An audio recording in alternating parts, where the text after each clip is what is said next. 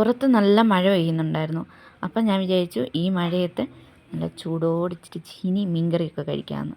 അങ്ങനെ മീൻ കഴുകി വെച്ചപ്പം പിറ്റേ ദിവസത്തേക്ക് എടുക്കാൻ വേണ്ടിയായിരുന്നു. പിന്നെ കയ്യോടെ മീൻകറി അങ്ങ് വെക്കാമെന്ന് വിചാരിച്ചു. ഒരു ചട്ടിയിലോട്ട് എണ്ണ ഒഴിച്ചു. വെളുത്തുള്ളി, ഇഞ്ചി, പച്ചമുളക് ഇത്രയും ചേർത്തൊന്ന് വഴറ്റി അതിലേക്ക് മുളക് പൊടി, മല്ലിപ്പൊടി, മഞ്ഞൾപ്പൊടി ഇത്രയും ചേർത്ത് ഒന്ന് ചൂടാക്കിയതിന് ശേഷം അല്പം ഉലുവാപ്പൊടിയും കൂടെ ചേർത്തു. എന്നിട്ട് പൊടികളുടെ പച്ചമണമൊക്കെ മാറുന്നത് വരെ ഒന്ന് വഴറ്റിയതിന് ശേഷം ഞാൻ ഇച്ചിരി തേങ്ങ നന്നായിട്ട് അരച്ച് വെച്ചിട്ടുണ്ടായിരുന്നേ, അത് ചട്ടിയിലേക്ക് ഒഴിച്ചു. പിന്നെ കുടംപുളി വെള്ളത്തിലിട്ട് വെച്ചിട്ടുണ്ടായിരുന്നു, അതും കൂടി ഇതിലേക്ക് ചേർത്തു. അതിൻ്റെ വീഡിയോ എടുക്കാൻ പറ്റിയില്ലേ. പിന്നെ ആവശ്യത്തിന് ഉപ്പും കൂടെ ചേർത്തു. എന്നിട്ട് ഈ അരപ്പിലൊരു തിളയൊക്കെ വന്നതിന് ശേഷം കഴുകി വൃത്തിയാക്കി വെച്ചിരിക്കുന്ന മീനൊക്കെ പറക്കിയിട്ടു. എന്നിട്ട് എൻ്റെ കൈ കറിവേപ്പില കുറവായിരുന്നു, ഉള്ളത് അങ്ങ് ഇട്ടിട്ട് അങ്ങ് അടച്ചു വെച്ചു വേകാനായിട്ട്.